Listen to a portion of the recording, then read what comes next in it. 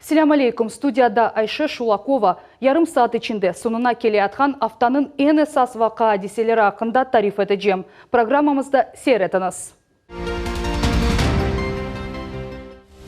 Субъект доғыры тізілді. Теперь ни одна просьба крымчан не останется без внимания. Қырымда регион идаре етілу меркезі açıldı. Хасталық тарқалуының en yüksek noktası mı ya da erşey endi başlana?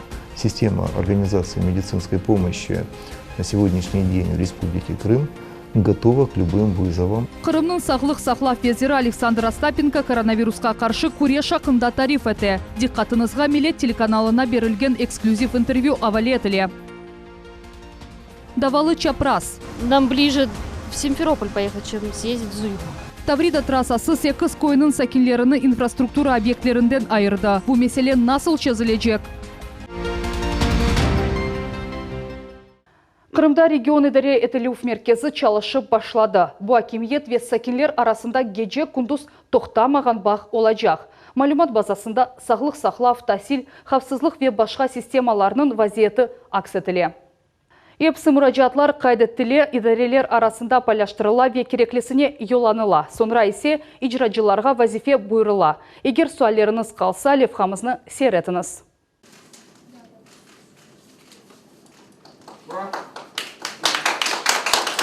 Kırım rakamlar alemine dala tantana muhitet sur yani region idare etülüf merkezi açılan. Tedbirge Cumhuriyetimizin birinci şahısları teşrif buyurdular. Одна из наших задач – это оптимизирование процесса, это сокращение количества времени. Bu ise memleketimizin modeli onun küçük olmagan mesafelerinin beraberlikte. Sağlık, saqlav, tahsil, ekologiya ve xavfsızlık. Umumen 8 mevzui blok. Мы видим конкретно все обращения, которые поступали, и можем даже перейти на уровень здесь конкретно социальной сети и посмотреть, какой ответ был предоставлен гражданину. Мына Kırım yılbaşçısına mesken kommunal hocalıkla bağlı şikayetler artkanaqta tarif eteler. Her bir pencere online şekilde region istilovunu koz kamerası gibi. Kış gelgenine meseleler kırmızı zonaga geçti. Yollar ise ikinci yerge yani sarı zonaga çekildi. Технический центр оборудован. Коллектив, коллеги, вот я вижу, разговаривал вчера, позавчера, там коллектив профессиональный, срыва быть не должно, там у нас должно повыситься качество и скорость работы с обращениями граждан, выявление узких мест, проблематики, соответственно, реагирование на эти обращения, контроль за ними, за их исполнением. Malumat terabaytları renkli diagrama ve grafiklerde region idare etülüp merkezine şehir ve vilayet portallarından, içtimai ağlardan ve telefonlardan malumat gelip koşulan. Cumhuriyet merkezinin analogları yok. Ne olsa olsun dögmege basasın ve sualin kabul etile. Memur ve icracılarga şikayetlerden başlap bir sutkada mesele çözülünece. Bütün bir regionu koz ögüne alsak bu baş etilmegen ceryan gibi korunuyor. Bu merkez için ise alışıklı iştir. Уверен, что мы справимся с поставленными задачами на 100%, и наша работа будет оценена по достоинству руководством и граждан. Region idare etülüp merkezi Kırımlıların müracaatlarını bekli ama en keskin meseleler bunsuz da korunacak. Birkaç sutka içinde mesele çözülmesi mümkün sıcaklık haritası her şeyini gösteriyor. У меня образование психолог, я экономист, долгое время работала и бухгалтером, и практиковалась практикой с людьми вместе в социальных сферах. Onlarca mütehassıs çalışan her bir operator 100'ge yakın telefon bağını kabul etti. Lakin Olga Mamalat böyle işten korkmay kız sağlık saqlap sahasında çalışacak. Endi Kırımlılarının bağ tutmağa hazır, tinçlandırmak, çeşit vaziyette pozitif fikretovni saqlamak bu onun işinde en esas çizgilerdir. Запуск ЦУРа – это только начало работы по оптимизации, по выстраиванию процессов и по улучшению обратной связи с населением. На самом деле основную оценку будет ставить самый важный для нас заказчик – это наше население. Merkez kelgen müracaatlar baklovunun keyfiyetini ve müddetini nezaret edecek. Bundan da gayrı Kırımlılar memnun kalganı kalmaganları teşkil Region idare etülüp merkezinin işine diyalog adlı ticaretle bağlı olmayan müessese bakacak. O 2019 senesinin noyabr ayında Moskva'nın informasyon departamenti tarafından yaratılgan edi. COVID-19 diagnozu koyulganlarının sayısı arta. Kırımda oldukça az sınırlanuf kaldırıldı. Lakin olarga bile sakinler dikkat ayırmaylar. Sutkada böyle yengil yukan virus 200'den ziyade adamga tiye. Вазет кергін статистика кувандырмай. Ама бұнен берабер пандемияның умуми девірінде аман-аман 11 bin адам бұ хасталықны енді. Бұ коронавирус дарқалуының ең yüksek ноқтасы яда әршей енді башлана. Бұ салерге жевапларны Қырымның сағлық сақлaf везірі Александр Остапенко бере. Интервьюмызны сер этініз. Александр Иванович, здравствуйте. Добрый день. Ежедневные данные по выявлению новой коронавирусной инфекции неутешительны. Как вы считаете, когда в республике ожидать пик заболеваемости и можно ли утверждать, что мы уже на плато заболеваемости? Сегодняшний день, по крайней мере, мы видим отсутствие прогрессивного роста. Мы наблюдаем стабилизацию по количеству заболевших. С учетом того, что мы сейчас проходим так называемый пик сезонности, и у нас вирус гриппа и коронавирусная инфекция, поэтому, на мой взгляд, сейчас можно говорить о том, что мы вышли на вот такую прямую стабилизацию количества заболевших. И я глубоко надеюсь, что мы достойно пройдем этот период с учетом того, что в республике введены, на мой взгляд, достаточно системные ограничительные мероприятия. Я вижу, что крымчане достаточно осознанно сейчас используют средства индивидуальной защиты в общественных местах, транспорте. И вот результатом этого является определенная стабилизация по количеству, по крайней мере, порядка 200 человек мы фиксируем ежедневно, и у нас взрывного роста не наблюдается. В каком состоянии больные с диагнозом коронавирус получают лечение дома и сколько человек находится на амбулаторном лечении? На амбулаторном лечении находится порядка 60% наших пациентов, до 2000 человек. Сейчас в рамках поручения президента мы уже на финальной стадии передачи соответствующих препаратов, которые будут на бесплатной основе переданы в наши поликлиники, и пациенты будут проходить по тем или иным схемам в зависимости от состояния лечения на дому. Мы соответствующим образом это сопровождаем по транспорту, по наличию мобильных бригад. И наша главная задача, чтобы мы максимально эффективно проводили эти курсы терапии пациентов, держали обратную связь по состоянию и выходили на максимальную эффективность лечения пациентов на амбулаторном этапе. Тем самым мы, безусловно, будем при эффективном лечении пациентов на амбулаторном этапе выходить на соответствующий результат и уменьшать количество пациентов, которые требуют госпитализацию в стационар. Сколько сегодня в республике работает ковидных госпиталей и сколько в них мест рассчитано для больных и нужны ли дополнительные места? На сегодняшний день в республике организовано свыше 3000 коек для пациентов с новой коронавирусной инфекцией. Я хочу вам сказать, что этой коечной мощности достаточно для своевременной госпитализации пациентов. Мы работаем над максимально эффективным управленческим использованием нашей коечной мощности, и всем пациентам, которым показана госпитализация, у нас есть возможность пациентов положить на стационарную койку. Вы ранее сообщали то, что в декабре будут переводить отделение из республиканской больницы имени Семашко в многофункциональный центр. Мной принято решение о переводе туда планируемых 15 отделений. Этот перевод начнется с 10 декабря. Есть соответствующие четкие алгоритмы по переводу отделений. Также туда будут переведены вспомогательные службы.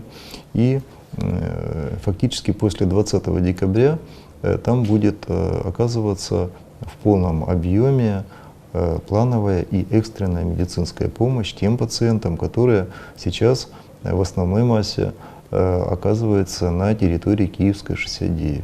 Не забывают ли сегодня на полуострове о других заболеваниях и удается ли крымчанам получить своевременную медицинскую помощь? Я хочу вам сказать, что у нас практически отсутствует уменьшение плановых объемов оказания помощи.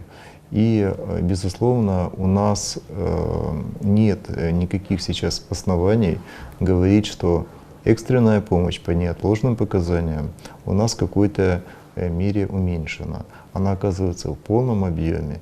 И если у нас есть какие-то вопросы в части баланса по оказанию плановой помощи в тех или иных госпиталях, в которых мы открываем дополнительные койки, то тут же принимаются соответствующие оперативные управленческие решения, которые позволяют нам перенаправлять, маршрутизировать этих пациентов в другие медицинские организации. И помощь в этой части у нас абсолютно оказывается в полном объеме. Вы сами работаете несколько дней в неделю в ковидном госпитале. Как вы считаете, помогает ли это в улучшении работы врачей именно в борьбе с коронавирусной инфекцией? Здесь много составляющих. В первую очередь я вижу работу изнутри. Во-вторых, я общаюсь непосредственно с людьми, невзирая на их должность. Я такой же рядовой сотрудник, как и они. Поэтому для руководителя самое главное получить обратную связь. Для руководителя самое главное пища – это информация. Эту информацию и те проблемы, которые я вижу в тех инфекционных стационарах, позволяют мне оперативно принимать управленческие решения, выходить на тот или иной результат. И, естественно, сами сотрудники это видят, и мы, в общем-то, как единая семья, которая поставлена перед теми или иными вызовами и проблемами, должны сообща, совместно, солидарно решать эти все вопросы.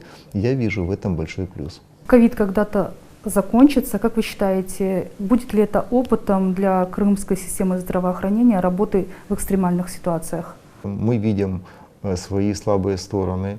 Мы пытаемся оперативно реагировать и зачастую в ручном порядке и режиме эти вопросы регулировать. Поэтому, безусловно, этот опыт пригодится, на мой взгляд, чтобы подобные потрясения нас больше не трогали. Но, тем не менее, я хочу вам сказать с уверенностью, что система организации медицинской помощи на сегодняшний день в Республике Крым готова к любым вызовам, угрозам, которые перед нами стоят, и мы будем оказывать помощь высокоспециализированную нашим уважаемым крымчанам в том объеме, в котором они должны ее получать. Спасибо за интервью. И вам спасибо. Қарасу-Базар районында 8 койының сакинлері бюрократияның әсірлері олды. Таврида трассасы құрылығы олар üçün Зуя қасабасына елны кесті. Анда ичимай жетін мұйым объектлер ерлеші. Қырымның эссас нақле дамары құрылған вақытта елдан кешкен көпір көсігіне алынмады. Шынды көйлілер 7 километрден зияды елны айланып кечмеге мечбурлар. Суалының чезулевіне Жұмхуриет акимиеті қошылды. Тafsilatlı Nevbet Bekelev хамызда.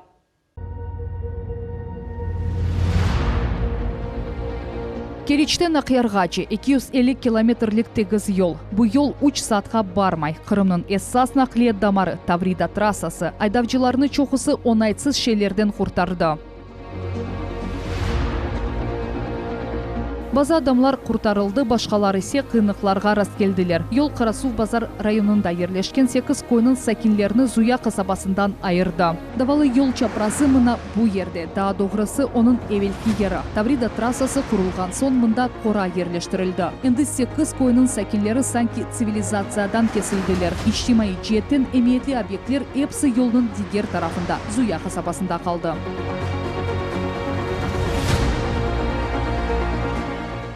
Энди район мерkezine yetip бармак үчүн олар айланып кошма месафе кечмеге мечбурлар. Эвел бу yol кыскача эди. Yolну кечкенинен касаба башланайды. Шымды исе олар айланып 7 километр арткач yol кечмек кереклер. Ну, очень проблематично, конечно. То, что пункт перекрестка. Надо выезжать намного раньше, чтобы успеть. У нас, получается, нам ближе в Симферополь поехать, чем съездить в Зуй. Зуя касабасынын сакини Ирина Петелина Кентогай койунда четел тили очасы оларак чалыша. Ишке жаяв катнай. 1 километрден зияде айланмактан гайры ер асты кечит ярыкланмаганына шикаят эте. Я сейчас иду с работы с Литвиненкова, с транспортом напряженка, и мне приходится под мостом, опасаясь всяких асоциальных элементов, идти домой. Да bir mesele bu duraklar, daha doğrusu onlarının olmağanı. Тавридада Зуя касабасы yanında олар içte yok. Şehirler ara katnagan avtobuslar mında toxtamay. Yol chetinde toxtamaq, yol hareket kaydeleri boyunca yasak. Şunun için piyadelerini ya Krımskaya Роза kasabasında ya da Бештерек koyunda kaldıralar. Bu yerler kasabadan 5 kilometre uzak. Я живу в Новожиловке, а заеду в Новожиловке 14 километров. С Симферополя я приехал, думаю, сюда перейду, я стою, жду. Автобуса, транспорта нету. Шахси taşıyıcının işine de şikayet ettiler. Akşam sayın aydavçılar sonki duraklarga vakit yetip barmaylar. Тавридадан aylanmağa istemeyler. Grafikimiz bozula deyler. Ealinin ekseri kısmı ise Ahmetjite ve Karasuv bazarda çalışa.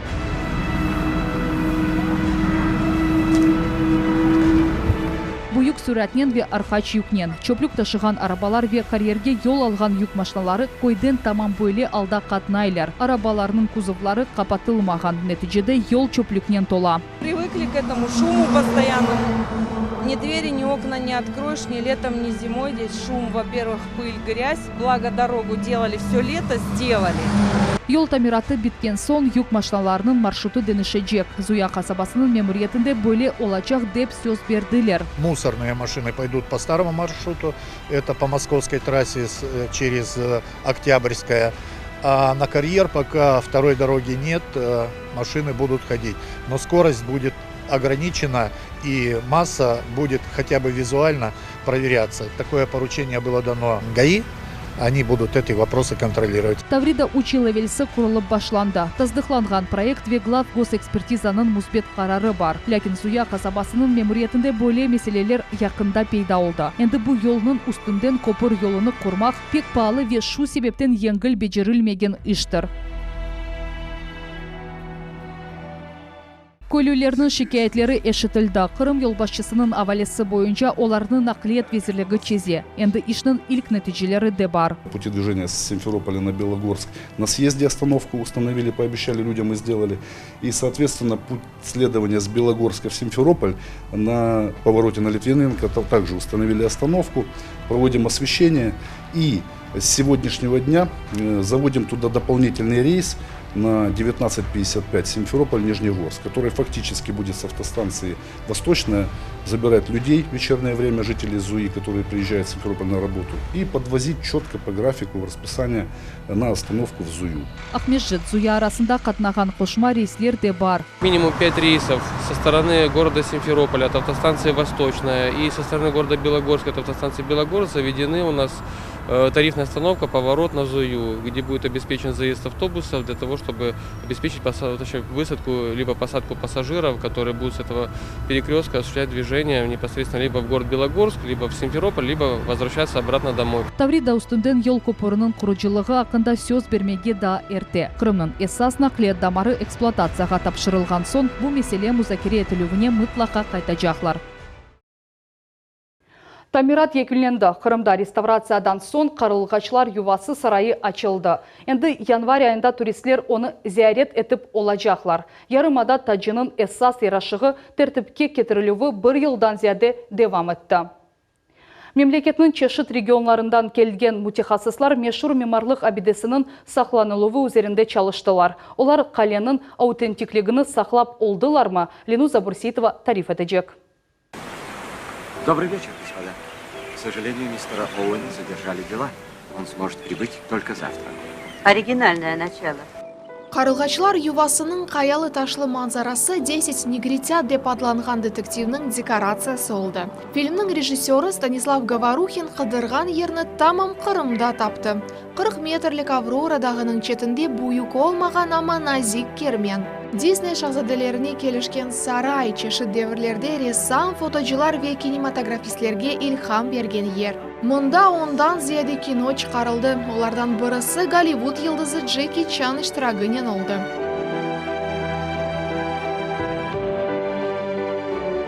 Бұ есе енді бізім күнлеріміз. Тимсаль ташыған қызыл шәрітнің бір тарафында Қырымның бірінші шахыслары, башқа тарафында есе яңартылған қарылғачылар ювасы. Ну что, добрый час. Спасибо всем строителям, всем коллективам, всем, кто работал. Спасибо, друзья, огромное. Ура! Ер тепренувлері атулар или дженг ғайрыдан тікленув девірі. Сарай бойлы девірлеріні көрді, әр шейге dayanды. Әмсерге галереясы олды, әмде ресторан. Sevgi темсалі олған кермен Қырым Русия ile бірлешкен соң федерал емет ташыған медени мирасының объекті олды. По поручению президента в рамках федеральной целевой программы закончена реконструкция объекта. Прошли и убедились в том, что работа выполнена качественно. На наш взгляд, я не эксперт, но приемка работ осуществлялась специализированными организациями, поэтому думаю, что здесь проблем быть не должно. Объект находился под угрозой разрушения, вы знаете. Реставрацияны кермен кечкен асырның 70-ші сенелерінден берлі бекледі. Деңіз суынен юылған ве онен де виран етілген сарайна әжеле суретте құртармақ керек олды. Энді медени мирас объекті санки яңыдан нефес алып башлады. Здесь будут выставки уникальных работ, имеющих художественную ценность, потому что творческие работы, они разные по своей значимости. Это будут уникальные картины, уникальные скульптуры, уникальные ювелирные изделия. Все то, что может потрясать зрителя точно так же, как сам замок. Оз мұқтешемлігі ile сарай бутун мемлекеттен мұсафірлеріні желп етем. Қарылғачылар ювасы пек дүлбер ве романтик деген фікірде Вера Витютина. Мұсафір Ростовдан келді ве ачылу тедбірге тесадуфен раст келді. Айретте қалғанını сақламай ве хатыра чекімлер етмеге ашыға. В Крым приезжаю каждый год и несколько раз в год. И вот ждали этого открытия. В общем-то, конечно, намного все поменялось, все в таком современном стиле. Я горжусь даже, что Крым наш. Реставраторлар огүнде тұрған вазифе еңгілдегі өледі. Керменге яңы өмір бермек емде бұнен бірге оның тарихи көрінішіні сақлап қалмақ. Его судьба уже предрешена, будет аншлаг людей, которые будут фотографироваться. Работы проведены потрясающие, мне кажется, что в первоначальном виде он никогда таким не был. 2019 senenin yaz mevsimine medeniyet abidesi zornen saqlandı. Bina qazayı alda edi. Baku meydanını gayrıdan tıklemek için binanın temelini pekitmek gayrı Aytador burunda yerleşken dağını da qavileştirmek gerek oldu. Alpinistlerinin işini emde hava şaraytı keder etti. Ama endi bu yaxşı pekitilgen konstruksiya butunlay xavfsizdir. Усиление скального основания на 3 участках, новое усиление плиты, после этого демонтаж. Все инженерные сети заменены, окна, двери по историографическим проекту восстановлены. Sarayның içinde her şey 100 yıl evvelsi gibi gayrıdan yaratıldı. Hem bosağalar hem de kaplama tavan, binanın çok usu şeyleri restavratsiya etildi. Ok görünüşünü yaңартtılar, dekoratif elementler koşuldu. Балюстрады старые были разобраны, демонтированы, потому что они находились в аварийном состоянии. В принципе, даже нахождение с ними многочисленных туристов было небезопасно. Провели большую работу, и эта вся площадь, весь периметр сделан фактически новые балюстрады, которые отвечают стандартам безопасности. Кермен сарайның консоль балконы да пекітілді ве бутунлей яңыдан ясалды демек мүмкін. Дело в том, что с сентября 2012 года доступ туда граждан, туристов, просто посетителей, был запрещен ввиду аварийности консольного балкона Дворца замка. Вот сейчас, как нас уверяют, и мы сами так это видим, что в принципе произведен такой существенный ремонт, и посещение консольного балкона возможно. Бу зариф кермен чоқусу тақвим, реклам плакатлары, хатыра табақлары, магнитлер ве дегер шейлер үстінде тасвир етіле. Ама башқа шейлерде бар, қайдетмелі ки Қырымның тимсалі кяғыт баралар ве капиклер үстінде сық пейда ола. Мұна мисал үшін 2015 сене чыққан 100 рублелік купюраны ярымаданың диққатқа лайық ері яраштыра. Ишлер бежерілуіне 80 миллион рубле масраф етілді. Туризм бойынша итибарлы мечмаларының фікірлеріне көре, бұл ең дүлбер объектлерден бірі сайла. Енді ярымаданың ең рағбетлі брендіне афат ве боранлар қорқучлы дегіл. Келечек елінің башындан сарай зиyaretçilerini қабыл етежек. Қырым ве Русия женібінің туристик сасы үшін тимсаль ташыған мерасима. Ел кечірілген Ачық Қырым адлы 10-й юбилей форумы яны гибрид форматта кечірілечек. Иштиракчилер жанлы бақ или инновацион туризм мақсулатлары или таныша білечеклер, вебинарларны сер етмек ве панель сессияларда иштирак етмек имкан олачақ. Алушта отеллерінің бірінде есе офлайн шекілде сессиялар ве төгерек масалар кечежек. Оларны әмді онлайн форматта көстережеклер. Левхамыз елінің бөле мұйым вақасына бағышлана. Қырымның туристик сасында эссас вақа декабрінің 10 ве 11 күнлері кечежек. Алуштанын рағбетлі отеллерінің бірінде иштиракчилерінің сайысы сынырлы. Бұл бүгінгі күнлеріміздің талапларыдыр. Форум Илксефер гибрид форматта кечірілежек. Мы не можем принять всех гостей на территории ввиду ограничения по санитарным нормам. И часть гостей будет наблюдать эту конференцию онлайн. Соответственно, в этом зале будет полностью переоборудовано все под онлайн-конференцию, будет установлен президиум, будут стоять информационные материалы для участников и гостей. Дистанцион олса біле форумда бутун мемлекетімізден 5000-ден зияде туристик бизнесінің мутихасыслары қатнашачақлар. Иштиракчилер жанлы бақ или инновацион туризм мақсулатлары или таныша білежеклер. Вебинарларны сейір етмек ве панель сессияларда иштирак етмеге имканы олачақ.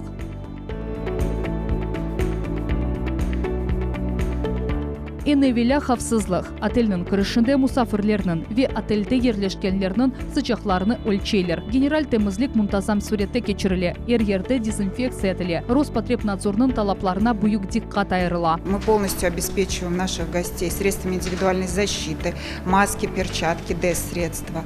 Все основные зоны, где пребывают наши гости, оснащены облучателями-рециркуляторами. Ежедневно и каждые 2 часа мы обрабатываем основные зоны ДЭС-средствами. А также у нас имеется возможность сделать моментальное экспресс-тестирование на COVID-19.